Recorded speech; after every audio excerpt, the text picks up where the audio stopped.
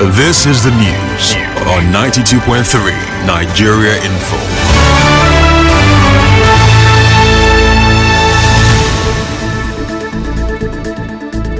Good evening. It's Wednesday, 31st January 2024. Peace is the path to the prosperity of a nation. Let peace reign. On the news this evening, court stops police from arresting Rivers Government House Chief of Staff. Rivers Information Commissioner defends Governor Fubara's appointments. Death toll in Boni, Bile, Nembe Jetty fire rises.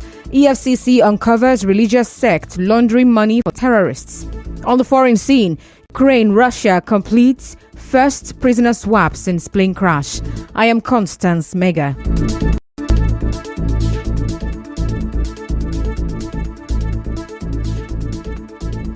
A state high court in Port Harcourt has restrained the police from arresting, detaining and harassing the chief of staff to the Rivers State Government House, Edison Ehie. Justice S.H. Aprioku granted the motion filed by Mr. Ehie, who asked the court to stop the police or other security agencies from arresting him following allegations that he was involved in the invasion of the State House of Assembly complex.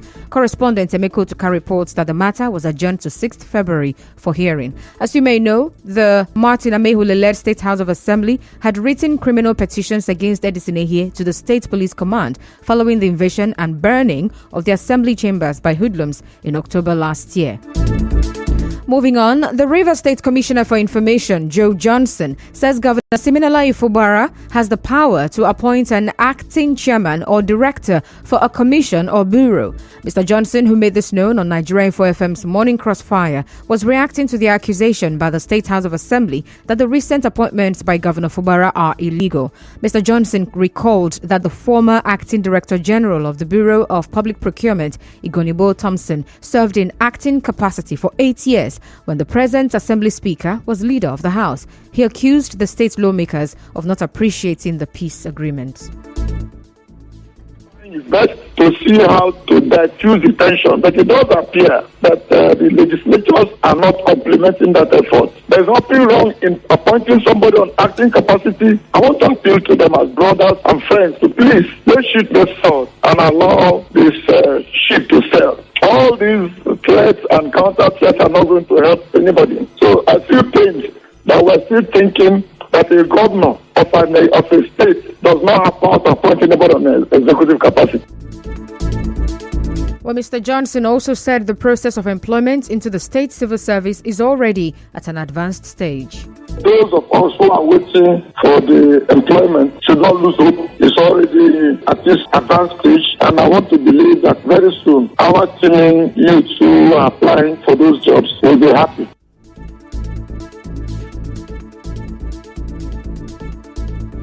In the meantime, the leader of the SIM movement in Obiakpo local government area, Chijoke Ihunwo, has congratulated the chief of staff to the Rivers State Government House, Edison Ehie, former Obiakpo local government chairman, Solomon Abel Eke, and others who were recently appointed by Governor Siminalayi Fubara. Mr. Ihunwo tells correspondent Martha Okerenkem that the appointees are in touch with the people at the grassroots. These are people who has character, these are people who are grassroots people, these are people who are on touch with the people at the grassroots. So the governor has done well for this appointment. We are fully in support. We're going to continue to support His Excellency because he is doing the right thing. Rivers State is very peaceful, and in coming days, we're going to witness rapid development. A lot of things will be happening, projects, and the Fubara is a hope to Rivers people, and we'll continue to support him. Well, the chairman, National Youth Council of Nigeria, Obiakpo Chapter, Bekwele Wopara, and the PDP chairman of Ward 6 in Obiakpo, Kingsley Nna, also congratulated the new appointees. I heartily congratulate Honorable Solomon Ebe Eke as one of the newly appointed special advisors to the Executive Governor of Rivers State, Sim Fubara. And I also want to thank His Excellency Siminalayi Fubara for remembering the people of Evo. We, the people of Evo and the people of Obiakpo, say thank you to the Executive Governor. Thank you to the Executive Governor of Rivers State, Siminalayi Fubara, for making it possible for him to choose one of us, Honorable Solomon Abel Eke, to appoint him as Ese of his cabinet. We thank you very much. Also, it's an opportunity to thank Ambassador Chidoke Ihunwo, who fought for the people of Obiakpo to liberate Obiakpo youth. We, the people of Ward 6, we say thank you and God bless you. Well, still on this, the members of PDP, Ward 12 in Ahoda East local government area of Rivers State are also felicitating with their son, Edison Ehie, on his appointment as the Chief of Staff to the Rivers State Government House. A statement jointly signed by the leader of the ward, Dennis Ololube, former Principal Secretary of Government House and former Permanent Secretary, Ministry of Local Government, O.J. Akidi, said Mr. Ehie's appointment is the reward of steadfastness, exemplary maturity, and principled loyalty. The leaders also rejoiced with Governor Fubara on the affirmation of his election victory by the Supreme Court. The statement said the judgment has validated the mandate given to the governor by Rivers people, adding that the tenure of Governor Fubara will positively turn around governance in the state. Away from that, the death toll in the Boni Bile Nembe Jetty fire incident has risen to 7. Well, this is as a relative of one of the survivors told our correspondent that her sister lost 4 of her children, aged 3, 5, 8 and 13 while traveling from Port Harcourt to Nembe. Meanwhile, one of the survivors of the jetty fire, Rebecca Ekine, is seeking support from the River State government, companies and individuals for her medical treatment. Mrs. Ekine, who spoke from her hospital bed, said she sustained injuries to her head, face and shoulder. I was in my boat. So I now saw the man just touch the injury. I just see something just out. Look, that is a fire. Nobody sees. I was the person that was shouting, see fire, see fire. So we walked started running. The whole place blocked. So we don't know that to pass. The fire now jumped to our boat. I don't know what to say. I was holding one of my sons and the other of my daughter, somebody was holding her. So I now jumped into the water with my son. After that, I don't know again. In another development, residents of Onuokolo Street in Woji, Obiakpo local government area are worried that the smoke from the fire incident at a paint factory in the area could trigger another fire.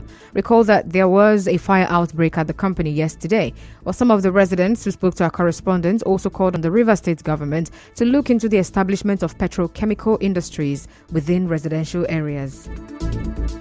Compounds around that place were seriously affected, but my own was just like directly facing the factory. If you look at the whole place now, everywhere is scattered. People in that my particular block, maybe for 2-3 weeks now, they won't be able to stay in that place because the roof is out. When people saw the fire now, because of the magnitude, people started rushing out to take their property out. So in the process, some were looted by. That's what happens most of the time. People will run away with things that don't belong to them. Some got damaged in the process of evacuation, and then the roof of the house and the ceiling is totally burnt off. We need the government to check on the facility, to meet the owner, to ask him why it was situated in a residential area.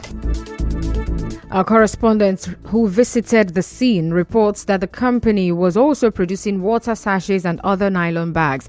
4 kVA generators, 1 flywheel engine and one of the company's buses were completely burnt in the fire, where 2 buildings sharing a fence with the company were also affected.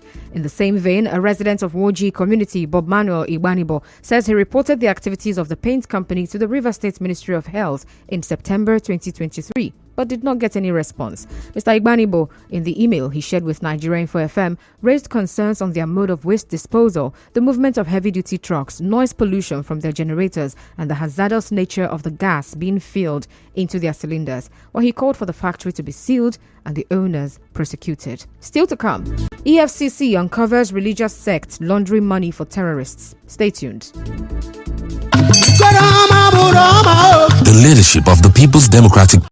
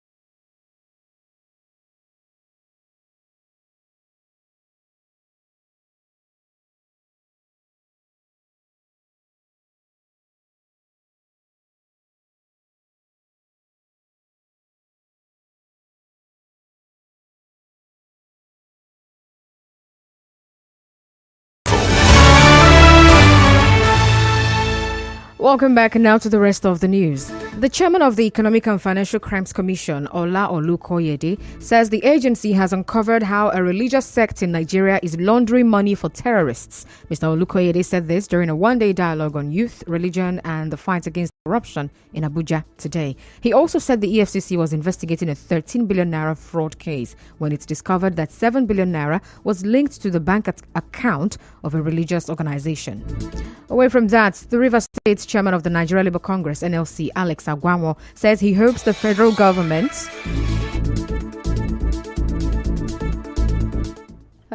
apologies for that. The Rivers State chairman of the Nigeria Labour Congress, NLC, Alex Agwanwo, says he hopes the federal government will keep to the April timeline for the implementation of the new minimum wage. Mr. Agwanwo said this in an interview with correspondent Soibi Oruwari.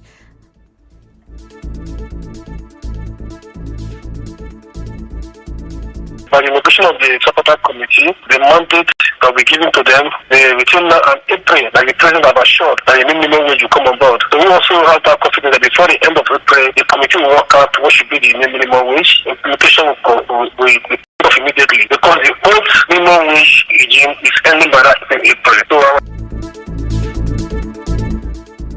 Some members of Mbuchi community in Rukboko clan, Obiakpo local government area of Rivers State, say they have suspended their community chief, Clifford Enyinda. But this is contained in a statement signed by the Mbuchi community chairman, Enyinda Stanley Ikeguru, Secretary General Collins Wanyawo, Youth President Samuel Nlerum, and 4 former chairmen of the community, Innocent Woke, Felix Hanotu, Samuel Olu, and Azunda Aaron. Others are Festus Hanotu, Samuel Aaron, and Abraham Amadi, including 2 opinion leaders, Chukwuma Amadi and Kingsley Woke.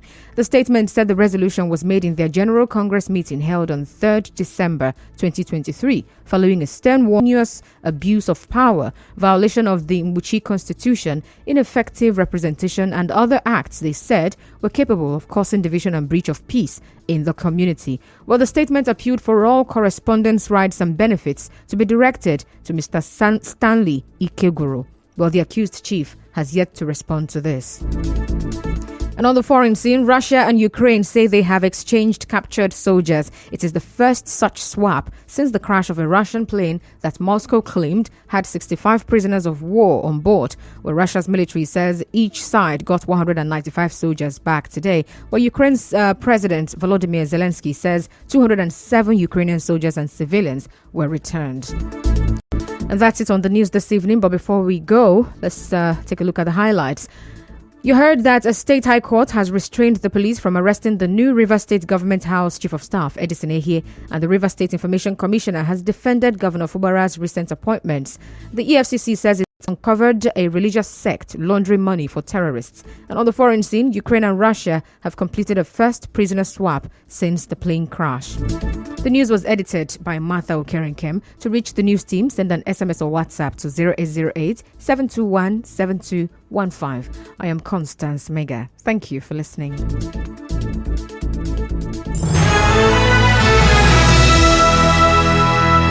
Nigeria Info. Nigeria. I'm listening. It's all talk and more talk on Nigerians.